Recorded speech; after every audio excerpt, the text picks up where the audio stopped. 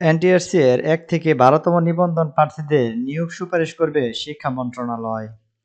আসসালামু আলাইকুম সম্মানিত ভিউয়ার্স, যারা ১ থেকে ১২তম নিবন্ধন প্রার্থী রয়েছেন, তো আপনারা যারা আপনাদের নিয়োগ সুপারিশ সম্পর্কে জানতে চেয়েছিলেন, তো আজকের এই ভিডিওটি তাদের জন্যে।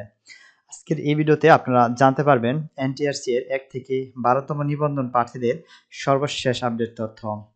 তার জন্য অবশ্যই আপনারা যারা নতুন যুক্ত হয়েছেন তারা ভিডিওটি শেয়ার দিয়ে চ্যানেলটি সাবস্ক্রাইব করে রাখবেন, যাতে পরবর্তীতে আপনাদের প্রয়োজনীয় আপডেট তথ্যগুলি পেয়ে যান। তো ভিউয়ার্স, ভিডিওটি লাইক দিয়ে রাখুন। আমরা কথা বাড়াবো না, আমরা মূল ভিডিওতে চলে যাব।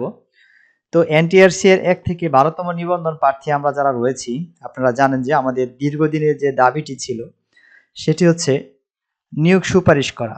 ইভেন আমরা দেখেছি আমাদেরকে তারা এনটিআরসি ইচ্ছা করলে আমাদেরকে তারা প্যানেল ভিত্তিক নিয়োগ দিতে পারত। আমরা যদি দেখি এনটিআরসি তাদের মন মতো যখন যা ইচ্ছা তারা করতে পারতেছে।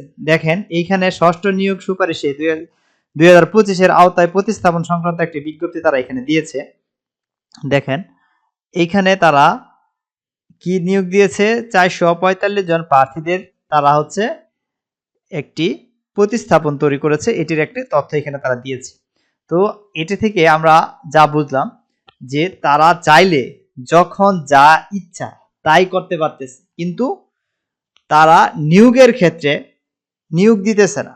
অর্থাৎ আমরা দেখতে পাচ্ছি ১ থেকে ১২তম নিবন্ধন প্রার্থী আমরা যারা দীর্ঘদিন ধরে নিয়োগ সুপারিশের জন্য আন্দোলন, মানববন্ধন, স্মারকলিপি প্রোভাইড, শিক্ষা মন্ত্রণালয়, সচিবালয়, এনটিআরসি এরকম কোনো জায়গা বাদ নাই যে আমরা যাই নাই। ইভেন আপনারা দেখেছেন যে আমরা তাদের কাজেও বাধা সৃষ্টি করেছি, কারণ আমাদের যে ন্যায্য দাবি সেটা পূরণের লক্ষ্যে। কিন্তু আমরা দেখেছি এনটিআরসি এরা তারা ডে বাই ডে আমাদেরকে অপেক্ষা করাইছে, ঘুরাইছে, গাফিলতি করছে আমাদের সাথে। তো আমরা সর্বশেষ যে তথ্যটা চিন্তা ভাবনা করেছি, তো এখন এনটিআরসি আমাদেরকে কখনোই নিয়োগ দিতে চাইবে না যতক্ষণ না শিক্ষা মন্ত্রণালয় অনুমোদন দিতেছে। অর্থাৎ আমাদের নিয়োগটা শিক্ষা মন্ত্রণালয় থেকে চূড়ান্ত করতে হবে, তাহলে আমরা নিয়োগটা কনফার্মের মাধ্যমে আমরা আমাদের নিয়োগ সুপারিশটা আমরা কনফার্ম করতে পারবো। সুতরাং আমরা অবশ্যই যে কোনো মূল্যে শিক্ষা মন্ত্রণালয়ের মাধ্যমে আমাদের নিয়োগ সুপারিশের নির্দেশ দিতে হবে এনটিআরসি কে, তাহলেই এনটিআরসি আমাদেরকে প্যানেল ভিত্তিক বা যে কোনোভাবে তারা সরাসরি আমাদেরকে শূন্যপদের ভিত্তিতে নিয়োগ দিতে পারবে। তো এক্ষেত্রে আমরা অবশ্যই আমরা শিক্ষা মন্ত্রণালয়ের নিকট আকুল আবেদন করব, যাতে আমাদের নিয়োগটা তারা দ্রুত বাস্তবায়ন করে এবং আমাদের নিয়োগটা তারা সম্পূর্ণ করে।